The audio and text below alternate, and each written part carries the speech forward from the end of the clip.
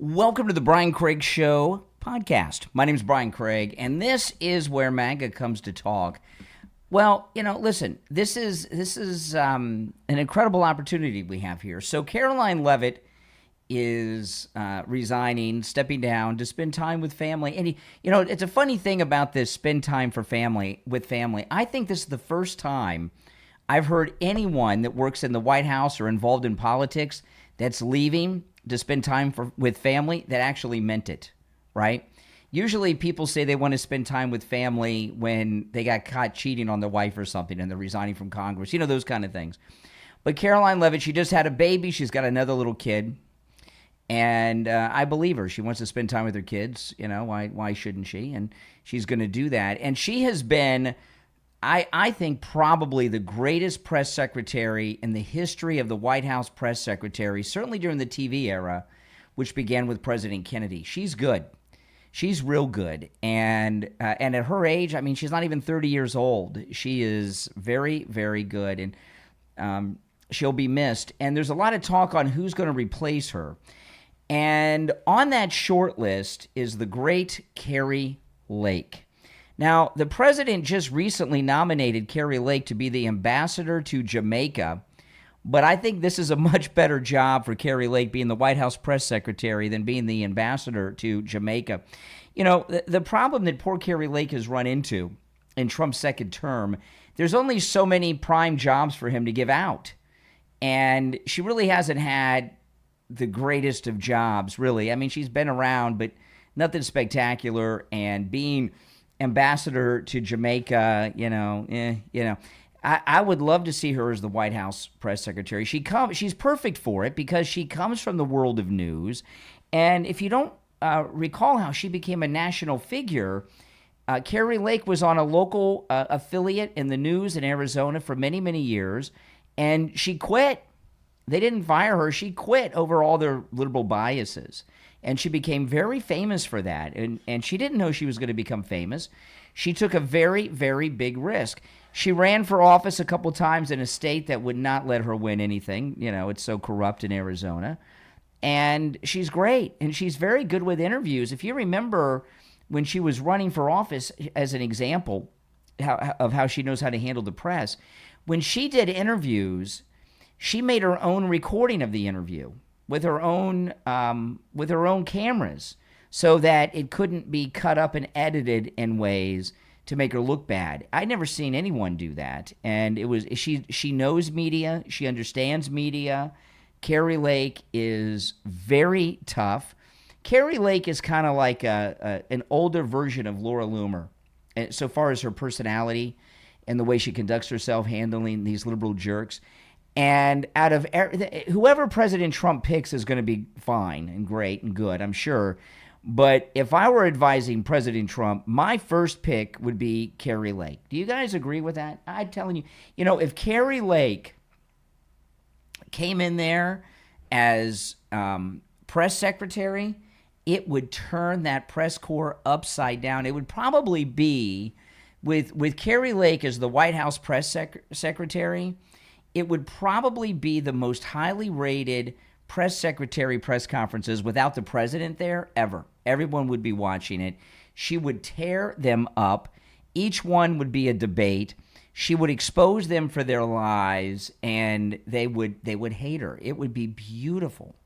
It would be must-see TV. In fact, if Kari Lake becomes the White House press secretary, I would probably start carrying live streaming here on my YouTube channel. I would probably live stream the press conferences most every day that I could, because I know that every day they would be that good. So whoever President Trump picks is going to knock it out of the park. But my first pick would be the great Kari Lake. What do you guys think about that? Can you think of anyone who would be better than Kari Lake? I'd still like to hear your thoughts about that. You're welcome to call in on that if you'd like. That would be something else. If you're new to the program, welcome. My name is Brian Craig. This is where MAGA comes to talk. Make sure that you follow and subscribe on whatever platform you're on. And remember, the Brian Craig Show podcast is available wherever you get podcasts. If you want to catch the show live in video form, That's on YouTube. Go to YouTube and search for The Brian Craig Show. Now, I can think of no one better than Kari Lake. And there is a list that, people are speculating on all over the place. And that's fine, okay? And people can, everybody has their favorites, and people are saying this and people are saying that. But there is no one better than Kari Lake to be the White House press secretary. And no one can convince me that there's anyone better. In fact, when President Trump first won re-election for this glorious second and non-consecutive term, everyone was talking about press secretary, and Kari Lake was the first name that came out of everyone's mouth. So now, if you were Kari Lake, which job do you think Kari Lake would rather have? White House press secretary or ambassador to Jamaica? Right? Kari Lake has been nominated to be ambassador to. I just lost the feed. No, it went down.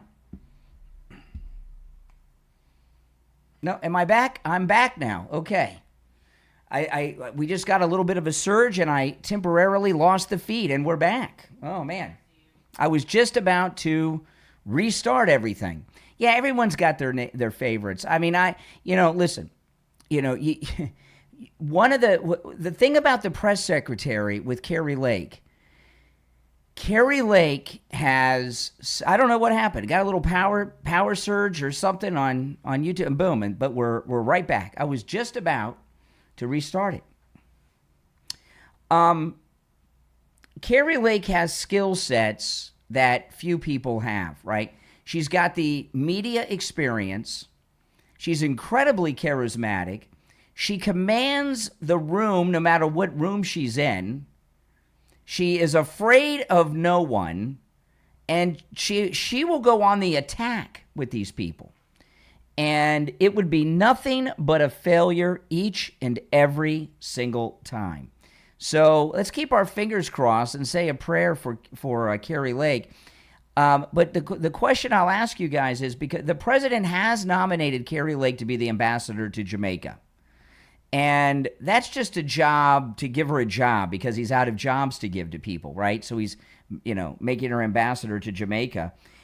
Do you think Kari Lake would rather be White House press secretary or ambassador to Jamaica? I think she'd rather be White House press secretary every day of the week than be that. All right, I'll take some calls on this. I got a lot to cover on the program. Welcome one and all.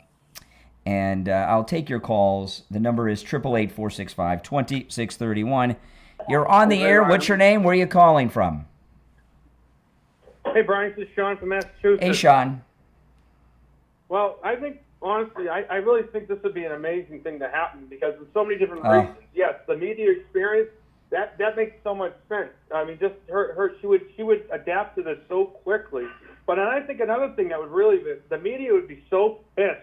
And everybody was so pissed at this because they tried to destroy her during the Arizona when she ran governor and everything that they did to her. And her coming on top like this, she's going to be answering for the president. This will be like Trump's right hand, and it's like her, and they're just going to look at that and say, wow, just when they thought they had her down, here she is rising up like a phoenix from the ashes. Yeah, Caroline Leavitt by far is the best press secretary in history, and I don't say that lightly. There's been a lot of them. She tears them down too, but her style's different than Kari Lake. She's more polite about it. Kari Lake's not polite. Yeah. No, but she's much more direct. She's much more aggressive in her language, the way she talks. I mean, when we watch Caroline Leavitt talk, I mean, there was times where she just really, you could see she wasn't having it from them, and she brought that out a little bit. So with Kari Lake, it's turned up to 11 all the time. Well, first of all, the press hate Kari Lake as much as they hate President Trump. They just hate Kari Lake. So she's going to come in there, and they're going to be fuming, boiling with rage, right? And then when it comes back and forth, and she feeds it back to them, and tears them, it'd be like having Tom Homan up there. You know how Tom Homan does. It'd be kind of like that. Yeah. Oh, yeah. That's what she's right cut from the same cloth. And I think what's going to happen is, this is a great possibility. It's just when I saw the thumbnail when you had it on, I'm like, oh my, that was just that's perfect. It's exciting, isn't it? Yeah. And because I was thinking, like, how can you get close to Caroline Levitt after the bars that she set? And I'm thinking to myself, Kari Lake, with her components of her, what makes her unique. Oh, Kari Lake would be awesome. Put that together. Yeah, I'm hearing some of these names. Like I saw someone earlier. They were talking about Scott Jennings. I don't trust Scott Jennings after that fake Mitch McConnell phone call. I wouldn't trust him. And whoever the press secretary is, they're with the president in the Oval Office all the time. Kari Lake would be perfect for it, and it might even prepare her to be like maybe J.D. Vance's running mate or something. Yeah, because like again, if she gets elevated to the status of to that level, that she'll have incredible credibility. There's no the White House has not released a list. Basically, people in the media are coming up with their wish list of people. So but Kari Lake, it has been reported that the president is considering Kari Lake. Now there's a short list. Now you said there's a couple other people. No, I didn't look into who those people were. Nothing really all that great. Scott Jennings. Yeah. A couple people that work at the White House. Nothing exciting. Yeah, I'll tell you, if Scott Jennings didn't fake that phone call with Mitch McConnell, he might be a more realistic choice. But I don't know how the president could trust him after that. I think that Scott Jennings is fine just where he is, just to kind of handle what he's doing there. And I think we should just use it. Just let him tribute to stay with your friends on CNN. Exactly. Yeah. So I don't know if I would trust him. Yeah, I think Kari Lake is 100%. Is there anyone better? I mean, can you think of anyone better? I can't. Well, she's very good at handling crowds. She's done enough work also for rallies and things. Just that alone, her experience in public. And, being in front of a camera, and all, combine those things, because there's going to be a press right in front of her. She's used to dealing with it. Oh, yeah, it'd be beautiful. They've been in her face. Ever since she declared herself, they've been in her face. She can handle the press. Absolutely. There's no doubt about it. All right. All right, well, listen, I appreciate the call. Yeah, I know it's exciting. All right, you take care. Yeah, if you're on hold, hang in there. It's very exciting.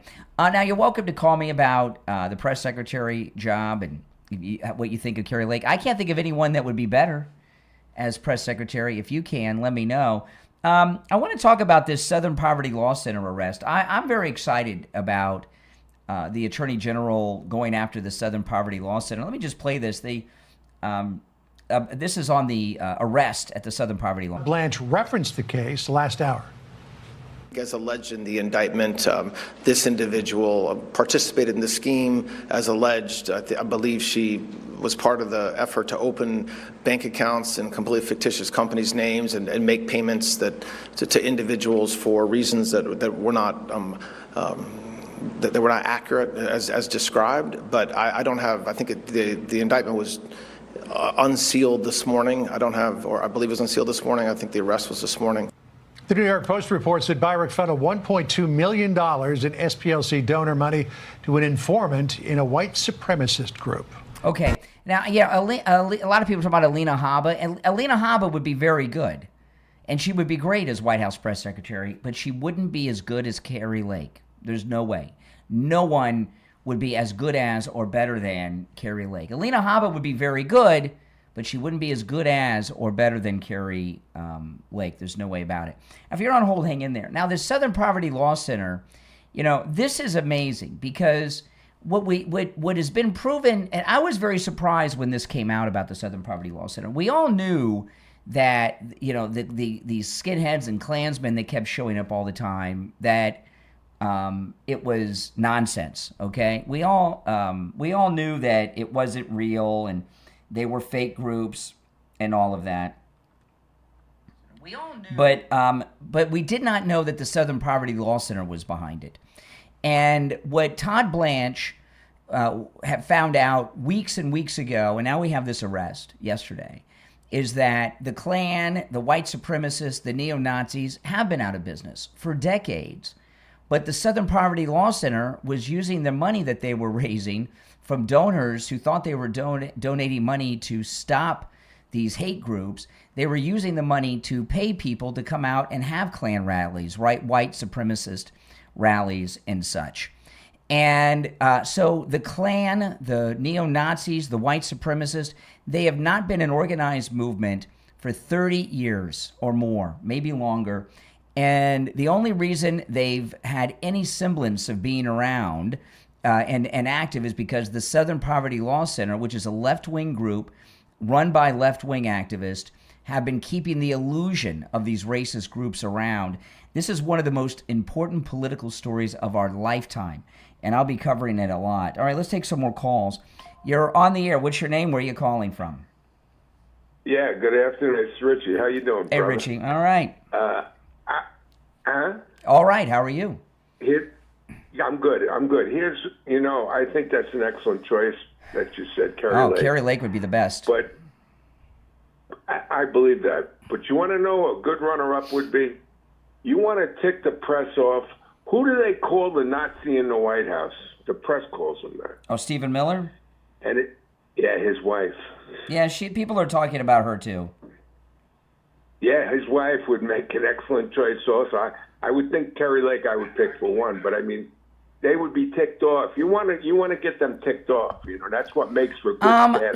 I watch her podcast and it's good, but I haven't, and I've seen her on CNN a couple of times, and Stephen Miller's wife is very good on her podcast. I've seen her on CNN do okay, but she's no Kari Lake. Oh, there's nobody like Kari Lake.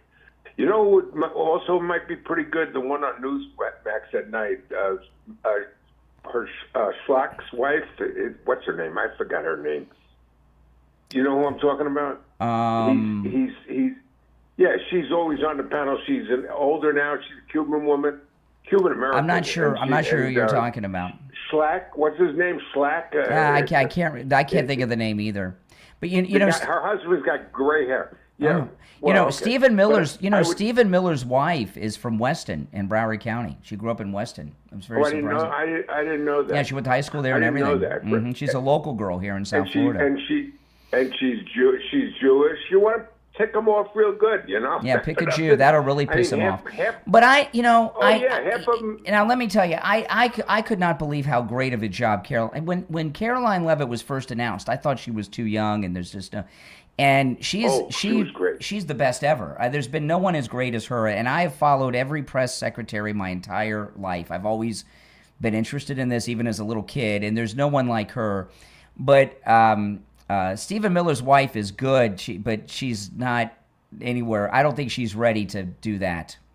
That's a whole nother thing. Well, I know, but Leavitt, she came out there, and I never seen. She was young, but she took them apart like she had a razor blade, to the point where they were afraid to say anything. And she was always polite about it. Yeah. Yeah, she knew how to do it. She knew how to get under their skin and how to put them down and shut them up. Kari Lake is a pit bull. It would be very combative with Kari Lake, wouldn't it? It wouldn't be like Caroline Leavitt. No. Well, Kari Lake, it would be. First of all, she hates him anyway. She calls them fake news. Yes, exactly. They know she. And she'll come out there and call it. All right, who wants to be the first fake news reporter to ask a question today? She would call him. We're here for our first fake news press conference. I'm happy to be here at the fake news press conference today. Yeah, I mean she would call them fake news every day when she came out there. Hello to the fake news. It's time for the fake news press conference. Oh my goodness. On top of that, how long was she an anchor? 25, 30 years? Yeah, she had over 20 years experience. Yeah, so she knows how to do television. I mean, not for nothing, she's the perfect choice. I actually would have picked her over Leavitt anyway. Well, Caroline Leavitt, I thought when she first got her husband is like a billionaire, right? So and so I figured, well, maybe he's a big donor and everything. I had no idea how good she was. I mean, Caroline Leavitt, I think shocked everyone when we saw how good she is still today with the press. Yeah. Hey, did you think I had a stroke this morning? It's not that. I just want to say something about that. You were just not yourself. No. Here's the deal, and I want to clarify this. I believe 100% what you believe, but I also don't want the government getting in the bedroom. I mean, on both sides, and especially the left. Yeah, but what happened with that conversation today? I just tell you, you and I were having two different conversations. I was talking about a very specific thing that happened, and you were talking about this generic thing about abortion and stuff. And we were having two different. We were talking about two different things. Well, your topic this morning, I'm 100% behind what you were there, because they are butchers. There's no question in my mind. I'm pro-life, okay? Well, I don't want. I got a lot to cover. I don't want to get involved in all that right now, but because I want to move on to some other things. But there is whoever the president picks will be good, but there's nobody equal to or greater than Kari Lake. He always makes the right choice. So whatever he picks, I'm sure what's in his head, and somebody that's going to be loyal to him is most important to President Trump. And there's nobody more loyal than Kari Lake. She went down with him. She still says it was a stolen election. She's the perfect choice. Well, the problem with Arizona, Arizona only has like 3 or 4 counties in it, and Maricopa is the biggest by far, and it's corrupt. And she's got there's two things in Arizona. You've got the Democrat Party machine, and you've got the John McCain Party machine is still in place. And they're just not going to let her win an election in Arizona. Just not going to happen. No. When Charlie Kirk said that it was, he knew it was a fixed deal in Maricopa County. Yeah. Charlie Kirk lived there. He went out of his way to make sure things went right. No, it's a corrupt county. Yeah. All right, Richie, I'm going to move on, but I appreciate it. Right, I'm glad Richie did sound like he had a stroke this morning if you missed the morning show. So let me get back to this. This arrest with the Southern Poverty Law Center. This is one of the biggest politicals, and you're welcome to call in, by the way, about the press secretary pick. And the number is toll-free 888-465-2631, 888-465-2631. It's a toll-free call no matter where you're listening. The Southern Poverty Law Center exposure and arrest, when I say it's probably the biggest political scandal of our lifetime, I don't say that lightly. There's been a lot of scandals. But, you've heard me talk many times, as an example, when Charlottesville happened, okay? A couple things, and I pointed out about Charlottesville. I said, if the Klan and the white supremacists and the Nazis are so organized and active, where were they during the 8 years that Obama was president? There's nothing that would piss them off more than having a black president. And for them to be organized and pissed off when there's a white Republican in office and not be out there protesting when there's a black president. And then we didn't see them come after Kamala, the first non-white vice president, right? One thing, I've pointed this out many times, when you see these white supremacists, like in Charlottesville, I talked about this, but I point this out in many of these places. When you look at their flags, they have their Confederate flags, their Nazi flags. Oftentimes, they have little square creases in them, and because they're brand new right out of the package. And almost always the flags look brand new, even the ones that don't have the creases. The real Nazis and the white supremacists, they have these flags for years. They don't have brand new flags right out of the package. They have it pinned up to the walls in their living rooms and bedrooms. They take the thumbtacks out and bring it to the rally if they're real, right? And the ones with all the racist tats, I said, why don't they go up to them with spray cleaner and a washcloth and see if those are real tats or like those henna tattoos, like they do in the movies, right? And a lot of people over the years, when I've pointed these things out and more about these groups, would laugh at me. And the Southern Poverty Law Center, we have the documents, and this is not getting a lot of press coverage because the media don't want you to know about this. But the Southern Poverty Law Center all these white supremacist Nazi groups are all fake. They were being put up and organized and paid for by the Southern Poverty Law Center. Now, this is criminal. It's a financial crime, which is pretty severe and easy for them to prove. So that may be what the main prosecution is about, because they're taking money from people in donations who want to stop these groups, these hate groups, but they're the ones that are the hate groups. The hate groups are fake. They're all fronts for the Southern Poverty Law Center. So they were creating hate groups, it would be, to take it away from this, it would be like this. If I had a private fire department, right? A private fire department, and I got paid per fire. Like, people in the community would donate money to me every time I put out a fire. But then you found out that I was the arsonist, that I was going around starting all the fires. Well, that's what the Southern Poverty Law Center was doing. And when Todd Blanche, hey, Kathy, can you call Emily? Yeah. Okay, my daughter was just calling me on FaceTime. But if it's important, tell her I'll call her when I'm done, okay? Or I'll go to break and call her during commercial. That's my daughter calling. I always take her calls, but my wife's here, contrary to what ChatGPT says, and she'll talk to her. But, so the disservice and the crime they've done on top of this financial crime, right? What they've done to the country is cause so much fake division by being the front for all of these so-called hate groups, that these hate groups, we had rid this country of these white supremacist hate groups decades ago, okay?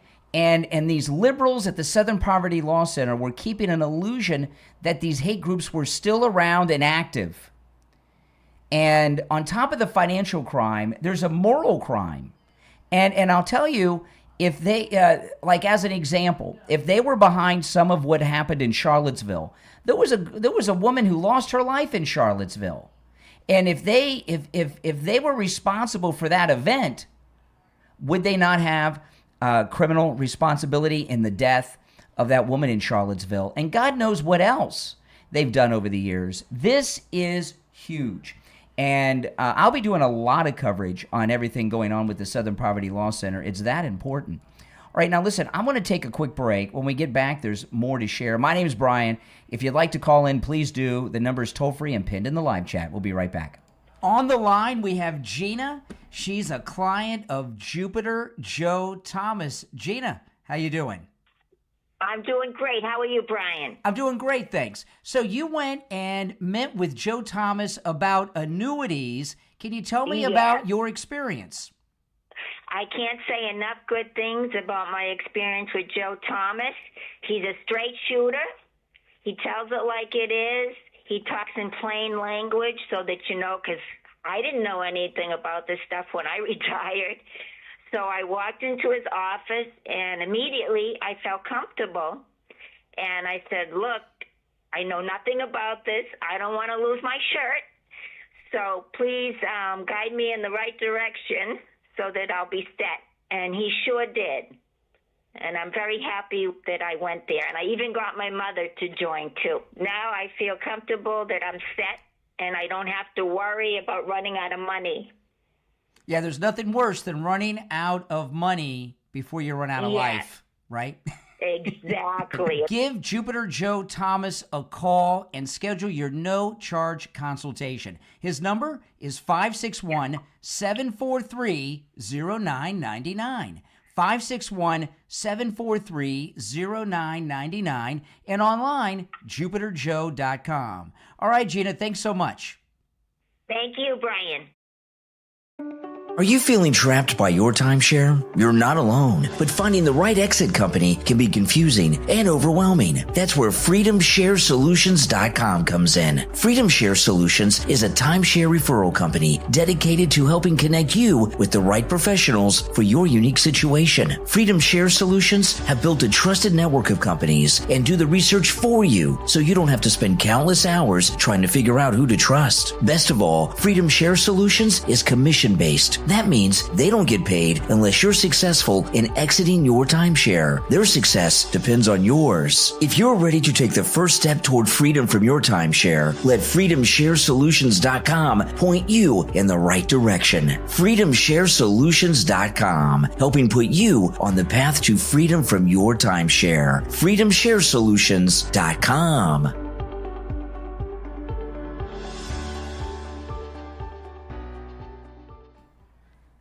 All right. Welcome back, everyone. I'm Brian Craig, and this is where MAGA comes from. Okay. Little family chaos, but everything's okay. I'll call my daughter back when we're done. We talked to her during the break, my wife and I, and just checking in about something. Nothing major. But when the phone rings and it's your child, no matter if they're pushing 30, you stop what you're doing and you run. All right, I'll take some more calls. We got a lot to cover, lots of great things happening. You're on the air. What's your name? Where are you calling from? Oh, hey, Brian. It's Danielle with Michigan. I'm so glad I was able to catch your show. Yeah, I just got off work and I'm catching a little bit. But in regards to the Southern Poverty Law or whatever it's called, you know who's involved in that, right? In the great state of Michigan? Who's that? Benson. Who? Benson. Oh, okay. Benson, the one, the corrupt Benson, the one that's running for the, what is she running for? Governor. Yeah. Yeah. Benson has got involvement, so it's going to all come out. I'm just waiting for it to all come out, but she is in kind of deep doo-doo in Michigan, so. The Southern Poverty Law Center, they already have a lot of documents that show that they've been paying to keep, to get these Klansmen and white supremacists and Nazis to do their thing. Yeah. And I was in shock because think about it, the Nazis, the white supremacists, and the Ku Klux Klan have been organized, controlled, and totally financed not just by liberals but black liberals in many instances at the Southern Poverty Law Center. It's crazy. You know what it is? It's a hate crime against America that they were committing. And that arrest the other day, awesome. That arrest is just the tip of the iceberg, I believe. Let me tell you, they've caused a lot of problems where people have gotten killed. One woman was killed in Charlottesville, remember? Now, remember when the car ran over her? And over the years, I'd like to see a really deep investigation and find out what, these race riots that we had, like in Ferguson years ago, how many of them were they behind? Oh, definitely. Oh, I think. Hey, Brian, I think it. All I can say is this: I think it's all coming out. There's so much stuff happening right now. My head is spinning with everything. I mean, I love Tom Fitton and everything that he's doing. I mean, it is just massive. And I mean, some people that aren't like really paying attention to it or aren't as involved as we are, they're going to be like left with their mouths open, like, what? And you know what? I really truly believe. Yeah, go ahead.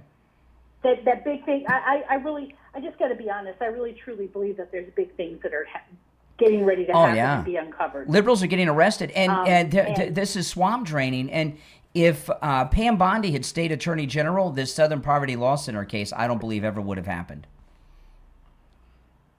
Okay. Well, hey. I like who we got in there now. Oh yeah, that's all I'm going to say.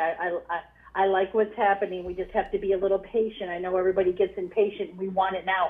Of course, we want it now. Mm-hmm. We want justice because we know what's been happening to the American people. Absolutely. And I really feel that justice is coming. And I do have maybe one friend that's on the other side, and I have one family member. And I was telling my one sister today, I said, I don't even feel like I have to school these people anymore because with everything that's going to be happening and coming out, I mean, everybody's going to see it with their own eyes. Now, let me ask, you're in Michigan. What kind of coverage is Ahmed getting in the news in Michigan? Like this Blues Clues video of him. I found it really. Have you seen the Blues Clues video? I have not. Okay, are you familiar with the children's show Blues Clues that used to from like the 90s? Yeah, a long time ago. Yeah. Okay, he did I used to watch it with my daughter when she was a little girl. Okay. And I mean, one of her birthdays, we had impersonator come as the Blues Clues guy, and it was pretty cool. But anyway, Ahmed did another video where with the Blues Clues set, and he was reenacting a Blues Clues episode about voting. It was so weird and creepy to see a grown man do this.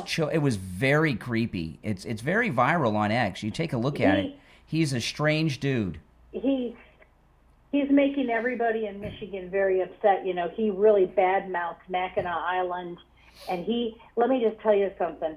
Michiganders, we're not stupid.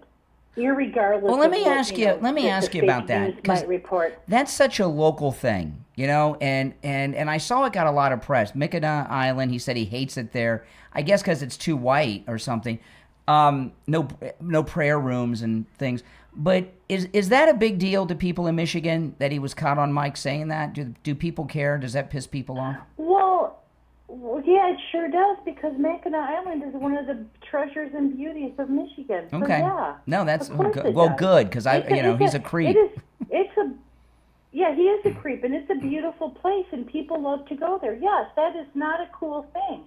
He is off the rails, unhinged. Well, you know what it is. Like you guys know, I'm in Florida. I'm in South Florida. I've lived here since I was 11 years old. My wife was born and raised here in Florida. And you hear me all the time. I love Florida. Florida is the greatest state in the union. I will never live in another state. I love Florida, and I love everything about it. When you're running to represent a state in the Senate, or you're running for governor, you need to love the state and the people in it, not hate them, not despise them or part of them. And he's a first generation Trojan horse guy. Both of his parents are from Egypt. You know, there was a great television show on FX called The Americans about those Russian spies. Are you familiar with that show? No, oh, it's I'm not. great. You would love it. It's on Hulu. It was an FX show, and I watched it originally because it took place in the 80s, and I grew up in the 80s, so I wanted to watch it. Well, they were Russian sleeper agents. And half of the series was they had children, and half the series was about their children being first-generation Americans. Their identities wouldn't hold up to a security check, but their kids would, right? And, you know what I mean? And that's how Ahmed is. His father-in-law is connected to the Muslim Brotherhood, which is a terrorist organization. Yeah. Both of his parents are from Egypt. He's a first-generation American that they're implanting here to help destroy this country. And the comments that he made about that island in Michigan shows that he hates the people of Michigan. Yeah, Mackinac Island, yeah. Mecca Island? It can't be Mecca Island. Mackinac.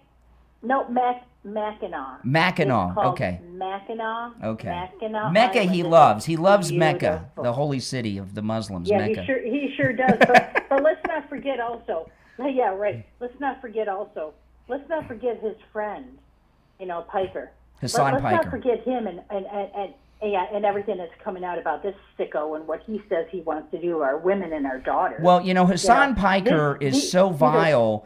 You notice I don't play clips of Hassan Piker because they're so vile. I can't play them on the show. Yeah. No, he's sick. And he's from here, but then he was taken over to Turkey. He was Turkey. He was raised in Turkey. He was taken over. That's correct. And he doesn't love this country, and neither does the Muslim in Michigan. And there's a big thing now next week happening. You've heard about it with Jake.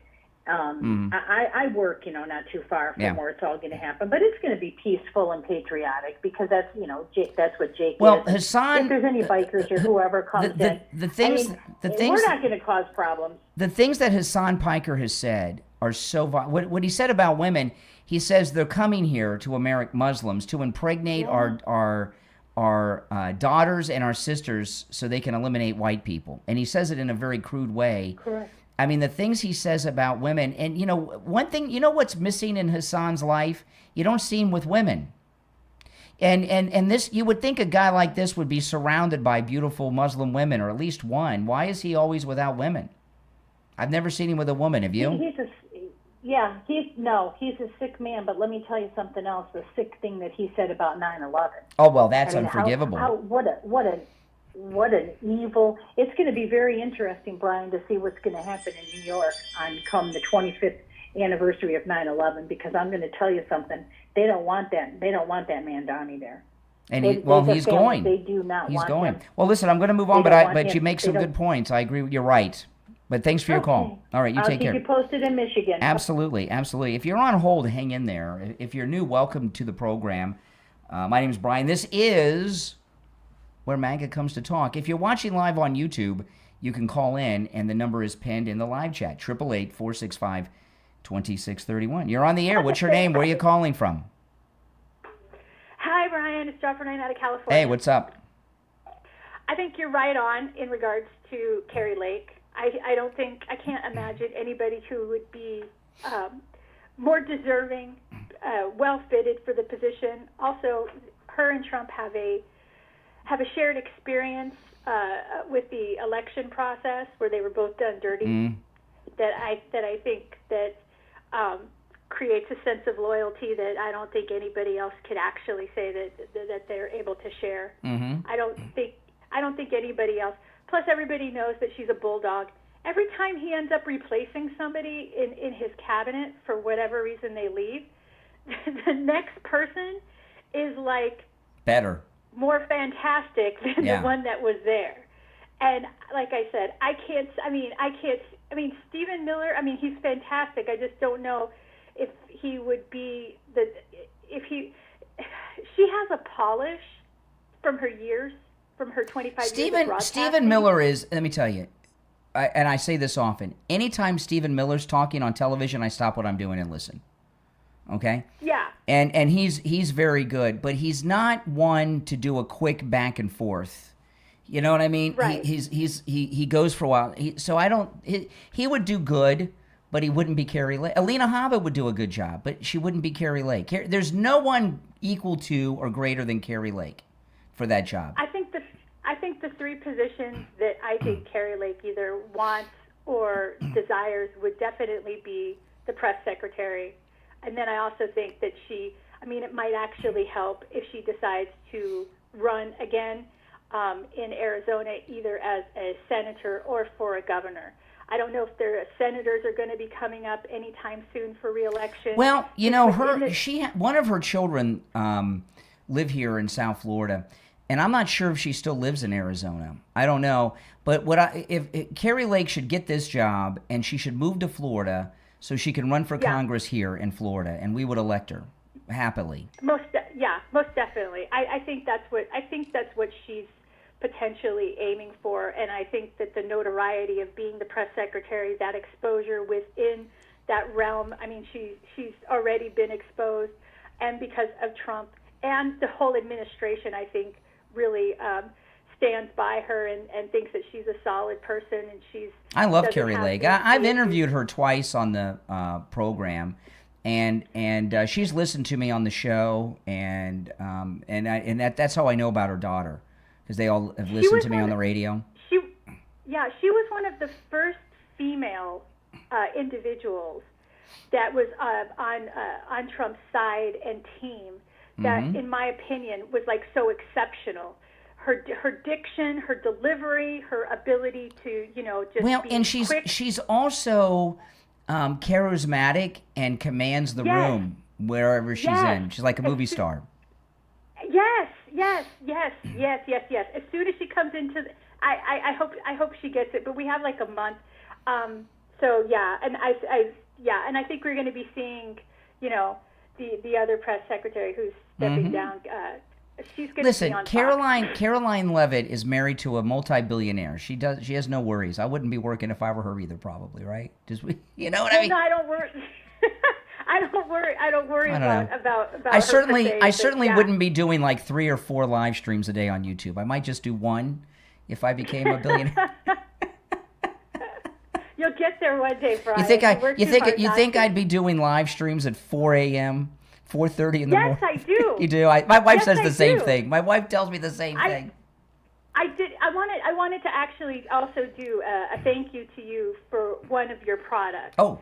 I end up working night shifts because many times I'm on the West Coast and I call your radio show in the middle of the night over here. Yep. And you had a book in regards to shift work. Oh yes, that's a great book. I bought that. Yeah, great. I bought that. So thank you very much. It's been very helpful in regards to getting some ideas. That's a good book. So that, because night work can be debilitating to the health. So I really do thank you for. I'm kind of like I appreciate it. I'm kind of like a night worker myself because I get up and No, you're You know, I get up at like 12:30 in the morning. You don't have a rhythm. I don't think, because you're up. You're up at all times. That's true. So That's true. I don't think there's a book for that. Well, I appreciate you supporting the sponsors. I do. My wife tells me the same thing. She says, Brian, you're never going to retire, and no matter how much money we have, you'd still be working. Your spirit is in it. That's right. And this is one of the most interesting times to be alive. Well, you know, I got to tell you, you know, a lot of you know, I did go to college to be a school teacher, which I obviously never did because school teachers don't pay as much as this. But I went to broadcasting school because I wanted to get in radio, and I mean, it's with all the new technology.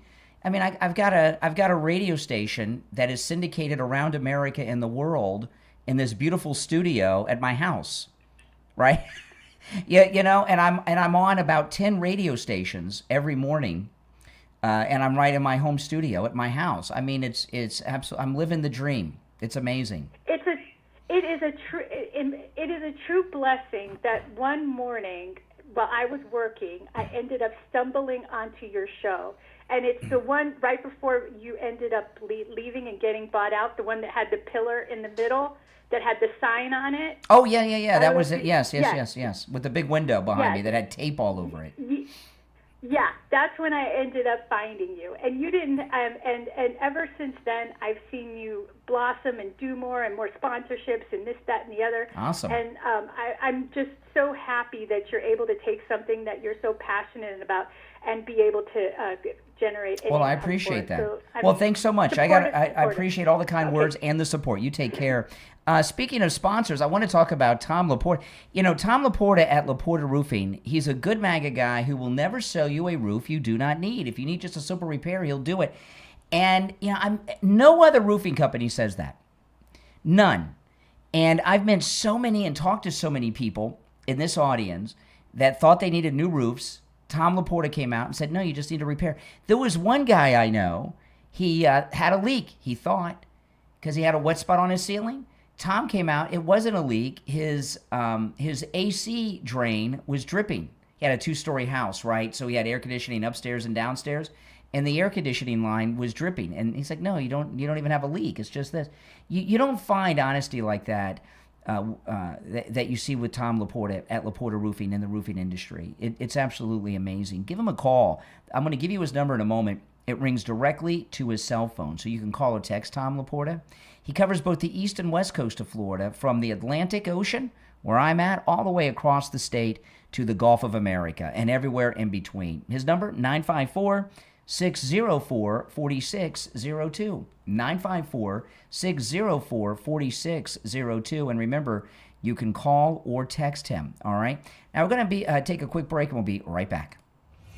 What if you could understand the Bible as one complete story? From creation to Jesus to the fulfillment of end times prophecy. Now you can with engaging, eye-opening Bible study live streams where Scripture comes together in a clear, easy-to-follow way that will deepen your understanding of God's Word. Discover how the events unfolding in today's world fit into the bigger picture God revealed throughout the Bible. Explore biblical prophecy and what it says about the future. Compare God's truth with Satan's deception. Examine the evidence for creation versus evolution and gain fresh insight into the people, places, and promises found throughout Scripture. Whether you're new to Bible study or have been reading the Bible your entire life, these live streams will help you connect the dots, strengthen your faith, and better understand the times we're living in. Don't miss this opportunity to grow in your knowledge of God's Word. Join these life-changing Bible study live streams right now. Find the link in the description of this episode. Share the link on all your social media so your friends can join in too. Again, the link is in the description of this episode. Look in the description and click it right now.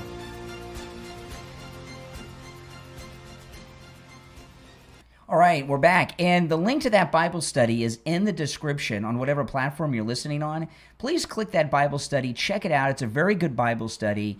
They have live streams every week, but a couple times a week, but you don't have to you can watch them after the live. Again, the link is in the description, all right? It says Bible study, and then the link's right there. A couple things before I get back to the news. Number one, there's a poll in the live chat on my main YouTube live feed there. Should Kari Lake be the next press secretary, yes or no? So if you're in the live chat, please participate in that poll. Also, for those of you that are members to the channel, my wife just updated a whole bunch of new emojis. So those of you that are members, if you could show all the emojis. When you become a member to the channel, which is just $5 a month, you get your name in a special color so you stand out in the chat and I can see you really well in the live chat. And you get access to the members only emojis, okay? And she created a whole bunch of new ones, including a Charlie Kirk emoji, all right? And I want to tell you about something that I saw, and I wasn't going to bring this up, but since I'm talking, you know, those of you that are Patreon supporters, that are members, thank you so much for your support. And I was watching a live stream right before my live stream today, and I saw someone do something that I had never seen before on YouTube. They had a goal of how many super chats they would have to get before they would start talking about the topic. And they wouldn't start talking about the topic until they reached their super chat goal. I couldn't believe it. And I was watching this. It was pretty strange. And they had said that they saw a live stream. They started doing this because they saw another live stream that did this. And they wouldn't start talking until they raised $500 in super chats. And I just, you know, and those of you out there that support me through either membership or being Patreon supporters, I do give you exclusive things in exchange and in appreciation of your support. And those of you that are members, you get your name in the color, special color. You get access to those emojis. And those of you that are Patreon supporters, I do Patreon-only live chats where I talk about things that I cannot talk about here, that I'm not allowed to talk about here or anywhere else. And I give you a lot of exclusive content. But I don't know. I know you guys out there watch other live streams. I've never seen someone say they would not start talking about the topic of the live stream until they reached a certain goal of super chats. And I just thought that was strange. And I kept it on because it was so bizarre, and I guess it was my fault, but I had them on for 30 or 40 minutes and they still had not reached their goal, so they were just basically sitting there.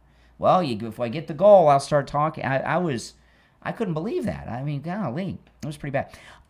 Now, draining the swamp is, of course, a cornerstone. I came across this article. It's from Fox News. Look at that. 10 House incumbents lost in the primaries on their re-elections. 10. And I forgot that Dan Crenshaw lost. I just hadn't thought about Dan Crenshaw. But this is absolutely amazing. And you know, a lot of these incumbents, Massey, Crenshaw, some of them are Republicans, a lot of them are Democrats. This creep, I don't even know how to pronounce his name, that guy from Michigan that can't speak English. And it goes on, there's a whole bunch of them, but 10 House incumbents, this is just in the House, 10 House incumbents have lost their primaries. That's almost unheard of. You know, it's one thing to lose the general election, but it is unusual to lose the primaries when you're an incumbent like that. And when someone loses a primary and they're an incumbent, they're done. It is a very humiliating thing because they're rejected by their own people. If you lose the general election, that's not good either. But at least, like, Republicans, you know, your own party voted for you. When you lose the primary, you're being rejected by your own party. That's ooh, boy. So here's a Democrat on NBC talking about what they're going to do in the new Congress. As you know, some Democrats are already debating, if Democrats are to win back the House in November, whether to move to impeach President Trump. Is that something that you would support, or do you think that would backfire? I think this president has committed more impeachable offenses than we can count. And I want to use our oversight tools and our subpoena power to make sure that we're bringing to light the worst of those offenses. I mean, the scale of the self-enrichment and self-dealing that we're seeing, the bribery, foreign governments purchasing, buying. He's not talking about the Bidens. He's talking about Trump. Can you believe this? Into his crypto schemes, the selling of pardons is corruption on a scale we've never seen. And I believe that will be so deeply offensive to the American people, that we absolutely should impeach this president. But we also have to make sure that we're not just filing articles of impeachment, but that we're making the case for why that level of corruption is corrosive and destructive to our republic. Okay. Yeah, President Trump is not corrupt, and he makes his money the old-fashioned way, honestly, and earned it. And, you know, this new thing, I hope they keep talking about impeaching him in these midterms. Yeah, that'll help us a lot. You know, this idea that you impeach a president just because you don't like him, because you didn't vote for him, and you don't think he should be in office, they have diluted what the impeachment is all about, haven't they? I mean, it's ridiculous. How many times did they impeach President Trump in his first term? I lost track. Was it 3 times? The one time was after he left office. I mean, it's stupidity. It's insane. And you know, the Democrat Party have no party platform. Hating Trump and impeaching Trump is not a platform. It's not an idea where people are saying, well, we got to vote for you. You're helping us. It's ridiculous. They stand for nothing.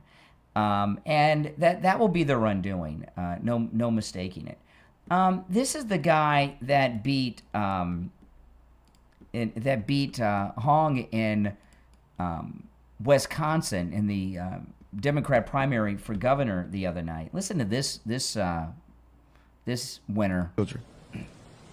And every one of us has something much bigger to unite around. And that is keeping MAGA extremism from bringing the chaos we see in Washington into our neighborhoods right here in the state of Wisconsin. What's he talking about when he says chaos? Is he talking about the crime-free city? How many people have not been murdered or alive today because President Trump cleaned up crime? How's that chaotic? This guy, he's a Democrat socialist, and he's going to lose. All right, let's go. You're on the air. What's your name? Where are you calling from? Hey, Brian. Good afternoon. This is Nick out of Baltimore. Hey, Nick.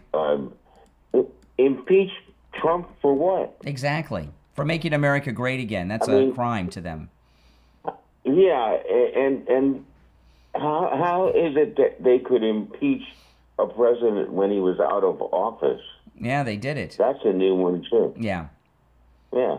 Illegal. The whole thing is illegal. I'm going to make a prediction, okay? I'll make a prediction that his impeachment will be expunged from his record before he leaves office. That would be nice. It will be expunged. And I love the callers you get in it. The last caller was fantastic. Mm-hmm. Her name's Stephanie. She was fantastic. Very good.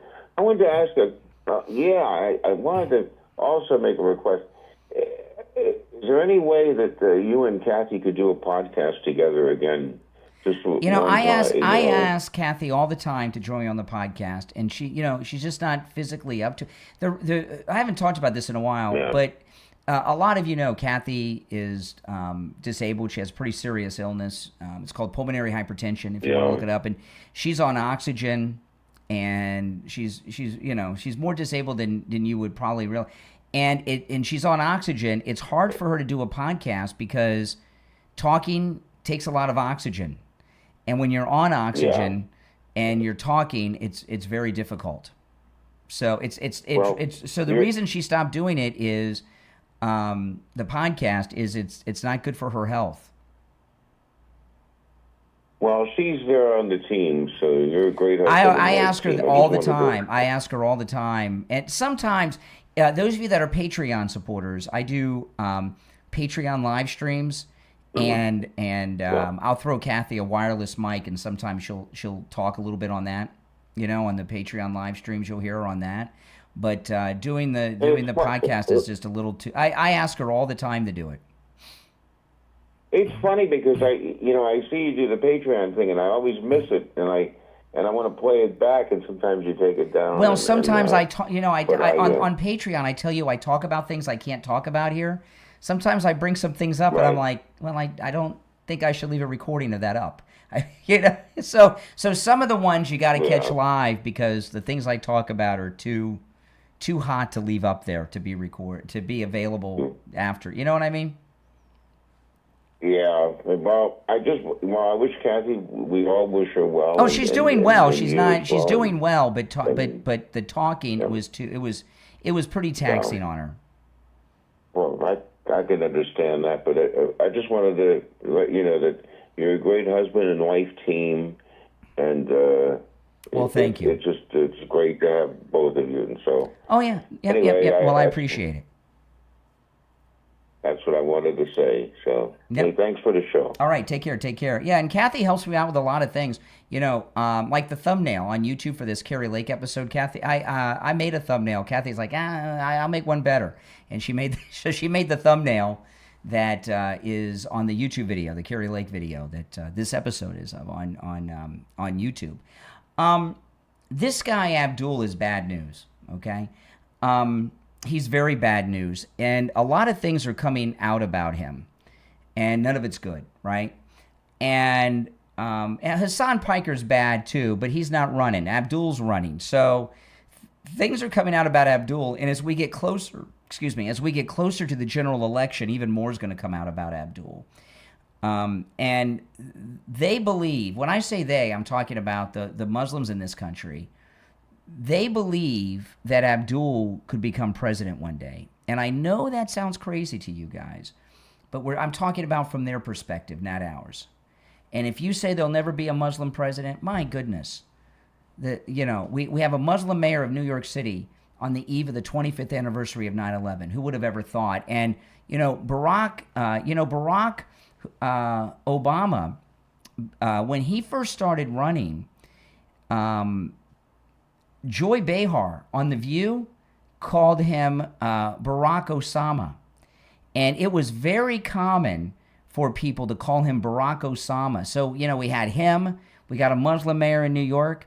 So don't write off the realm of impossibility that the Democrats would nominate Abdul. He was born in Michigan. And that would never underestimate the stupidity of liberals. As an example, here in Florida, Governor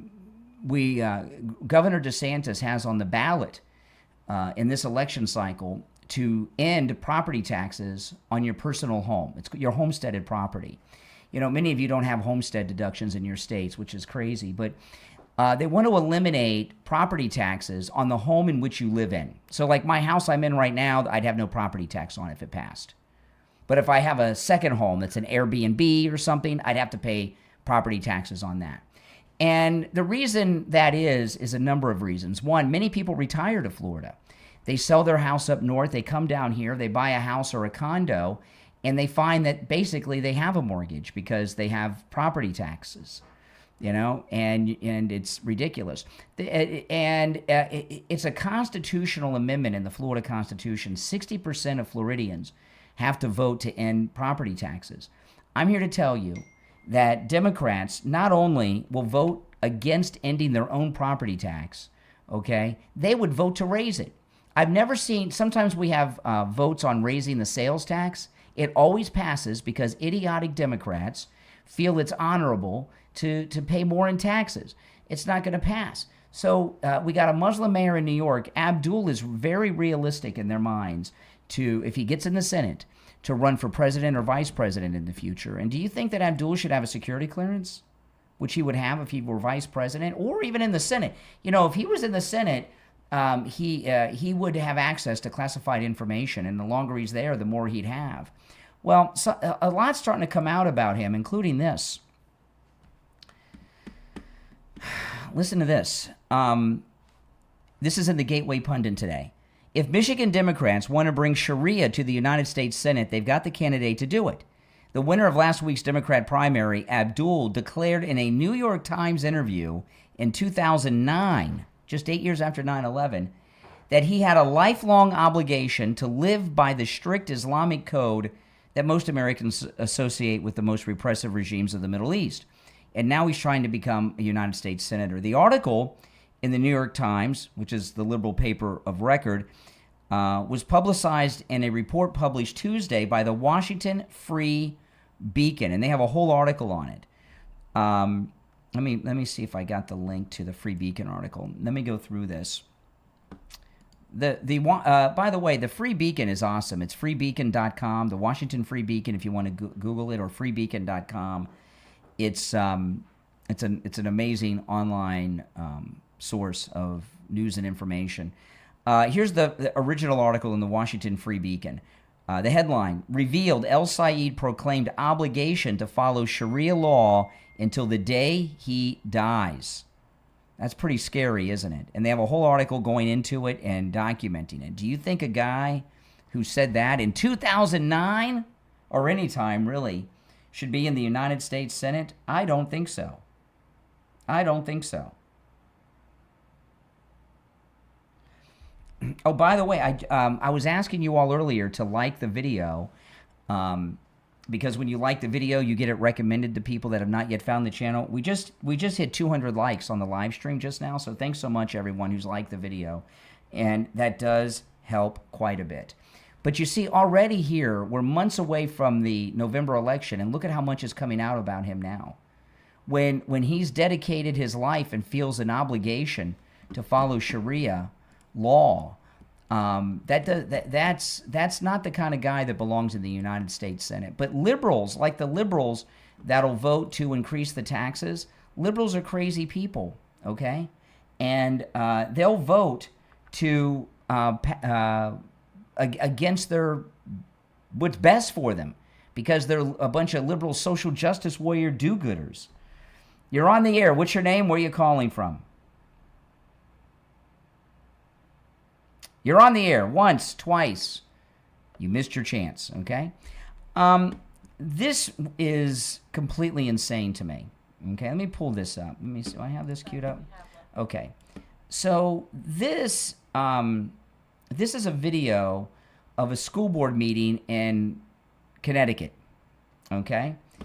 And listen to this. If you're on hold, stand by. I'll go back to the calls in just a moment. I want to share this. This is crazy.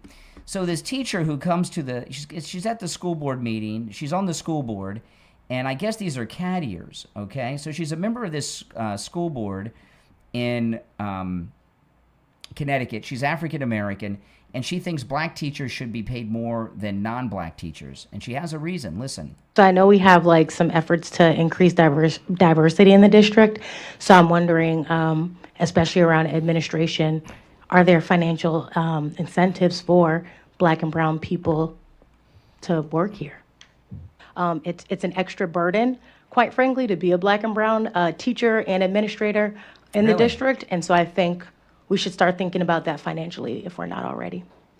Why is it more of a burden to be a teacher or administrator in the public schools than if you're not black? You know, I would say most of the administrators and maybe half of the teachers I had in school, my whole time from kindergarten, were black. My first teacher in kindergarten was black, Miss Payne in Columbus, Ohio. I remember her well. I didn't have a white teacher until the 3rd grade. All right. I don't know why it would be more of a burden for someone who's black than someone who's not. I don't know. You're on the air. What's your name? Where are you calling from? You're on the air once, twice. All right. That's good. All right. Take care. Appreciate the effort. I guess they chickened out. You know, liberalism has so been exposed over the last few years. But before Trump came down the escalator, then we had the auto pin years, and now Trump's back, we never really could stand up to it. And there was not much we could do about it, you know, in the past. You're on the air. What's your name? Where are you calling from? Oh, no, hold on. Let me answer this one. Okay. You're on the air. What's your name? Where are you calling from? Oh, it's going to be one of those days. Okay, I appreciate it. Not a problem. Not a problem. School is out for the summer, guys. If you're on hold, hang in there. This one just, I couldn't believe this one, okay? And Dollar Store Obama came out of the woodwork. Some people now call him Timu Obama. Look at this, okay? Here's a woman who's been in the United States since 1989. That's when I graduated high school, 1989. She doesn't speak a lick of English. Here she is with Dollar Store Obama. Listen. Les pido que sean campeones de un cambio a la ley de migración. Necesitamos una vía a la ciudadanía para todos quienes estamos presentes por 7 años o más en este país. Okay, I have no idea what she's saying. I speak American. But here she is with Timu Obama, Hakeem Jeffries, and her name's Margarita. And this is also in the Gateway Pundit, by the way. Margarita has been in the United States since 1989. She cannot speak a word of English. 37 years. I know, it's crazy town, isn't it? This week, she stood with leftist leaders and demanded amnesty at a Democrat presser at Delaney Hall. She says in Spanish, "We need a path to citizenship for those of us that have been present at least 7 years in this country." I mean, just it's 100% entitlement. If she can't bother to learn even the language in a broken way, what do we owe her? Y que paren las redadas y la inmigración. And, you know, here in Florida, you know, I remember when I was in high school, I took Spanish, which I didn't do very well in. And then I had to take it in college too. You know, and I barely got through it in college. If it wasn't for my wife's tutoring help, I may not have graduated college, because to graduate college studying education and history, you have to have 2 semesters of a foreign language. And I tried so many times, and I had all my classes done. And my last 2 semesters of college, I took yet again Spanish 1101 and 1102. And boy, oh boy, I was afraid I wasn't going to graduate. It was so bad I was going to have to change my major, that didn't require a foreign language. But I got through it thanks to my wife. And thankfully that the final exam was not comprehensive. It was just a quiz from that week's material, or I would have been in big trouble. But you know, but I remember when I was in high school, in 9th grade, I took Spanish, and it was 1985. And there were a lot of Cubans in my class, because I'm in South Florida, and they all spoke Spanish but pretended not to so they could get the easy A. And the class was so advanced, and I did very bad. I did not do well. I didn't pass the class. And I remember my teacher, Miss Wilkes, she told me, she said, "Brian, you are not going to be employable in Florida, because by the year 2000, everything used to be by the year 2000. By the year 2000, she says, by the year 2000, if you don't speak Spanish, you're not going to be able to get a job." Well, I'm in the communication talking business, and I don't speak any Spanish, even though I took it in high school and college, okay? And got C's in it, and Spanish 1101 and 1102. Messed up my GPA. But, you know, they were really pushing that hard on us, and the metric system. And no, you don't need to learn a foreign language. If you speak English in America, you're fine, okay? You don't have to learn a foreign language. But I think if you come here and want to be a citizen and live your life in this country, you should at least learn a functioning ability to speak it. And, you know, when I go to Miami, I've been going to Miami my whole life. I've never had a problem not speaking Spanish, okay? The Spanish speakers down there, they speak English. And they know, like, if I made a YouTube video. It's on my YouTube channel. I went to that bakery in Little Havana where President Trump went when he left federal court after they arrested him in Miami.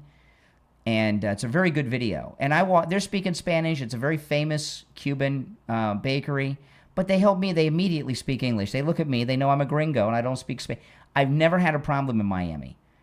No matter where I go, I don't speak a word of Spanish. Sometimes people might laugh at me that I've lived in Florida almost my entire life and I don't speak any Spanish. But I've never had a problem. You don't need to. You speak English, you get by. But if you're in this country, you should speak English. You should learn it. You know, and that's the thing. You know, my wife and I, both of us, are parts of our family are kind of new. My great-grandparents came to the United States at about the same time that my wife's great-grandparents came. And her great-grandparents came from Italy. Mine came from Greece. And I don't speak any Greek, and my wife doesn't speak any Italian.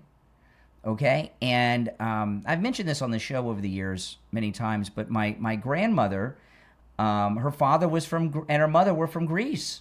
And they even owned a family Greek restaurant. And I would ask my grandmother sometimes, when I was a kid, do you speak, can you say something in Greek, Grandma? And she's like, I don't speak any Greek. And I said, why not? And she said, because my dad wanted us to be Americans, not Greeks. He didn't teach it to us. And I don't know. The only Greek she knew were some swear words that she remembered her dad saying, or like if he stubbed his thumb with a hammer. And that's the way it used to be. And the roles have reversed. And what you see here with Hakeem Jeffries, with this woman who doesn't speak a lick of English, being here longer than some of you listening to me have been alive, the Democrat Party, everything they do is for people in other countries or from other countries. When's the last time the Democrats have done something for an American? And I don't mean a South American, a Latin American. I mean a United States of American. Everything they do is for others, not us. And one of the reasons that there's been such a red wave and so many people have been magnetized by the president is because of just that.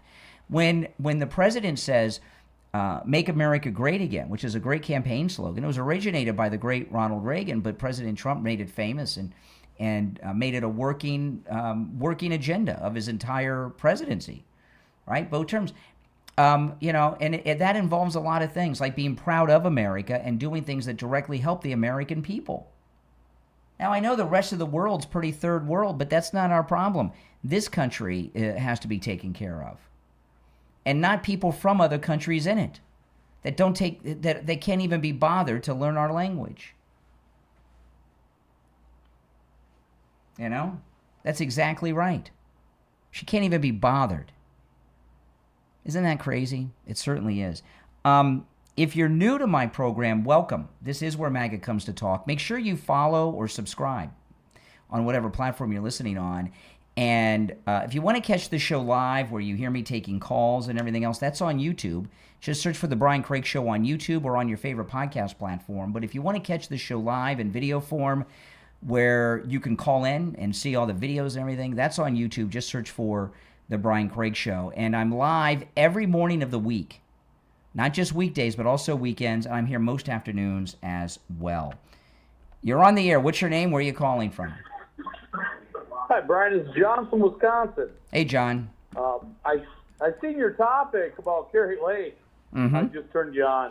Yep. Oh, my God. She was fantastic. Oh, she's the a rock best. Star. Yeah, she is. Yeah, she really is. Doesn't get better. And, I mean, she got robbed out of 2 elections, and they kind of put her off in that with the Voice of America. She's way more qualified than that job. Well, there's only so many top jobs, and and there's so many people, and President Trump just recently nominated her to be ambassador to Jamaica. And that's another throwaway job. Yeah, that's another throwaway job. Yeah. That hasn't gone through the confirmation yet. It has to go through confirmation. Oh, but, okay. Yeah, but that's just a throwaway job. You think she would rather be press I mean, secretary or that? Come on. Yeah, I mean, Carolyn Levitt, she rocked too. But I mean, Kari Lake would be a perfect choice for that job. Oh, when President Trump got reelected, everyone said, "Oh, Kari Lake should be the press secretary." Everybody. Yeah. Right. Yeah. She would. I mean, I'd like to see her run for president. I think she's got the right demeanor. She doesn't take any BS from anybody. She knows the media better than the media knows itself. I don't know about that because they hate her like they hate Trump, like they hated Sarah Palin. They'll never let Kari Lake win an election. And I was talking about this earlier in the show. Kari Lake needs to move to Florida, establish residency here, and run for Congress in Florida. We would proudly elect her. Believe me. That was it's a good idea. Mm-hmm. Very good idea. I would vote for her any day of the week. Absolutely. Right. Man, get out of Arizona. Yeah, I just seen your topic, and I figured I'd give you a quick call. Well, thanks so much. Keep up the good work. All right, take care. Yeah. And again, guys, those of you that are members, my wife just put up a whole bunch. She made a whole bunch of new emojis for the members, including one honoring the great Charlie Kirk. So if you're a member, you get access to those emojis, and you can use them in the chat, including the Charlie Kirk emoji. My name is Brian Craig. This is where MAGA comes to talk. I will see you first thing tomorrow morning. Tomorrow morning, I'm going to be at the radio station, so I got to get up extra early to drive to the radio station, and I will see you guys then. Thanks for watching and listening. Take care.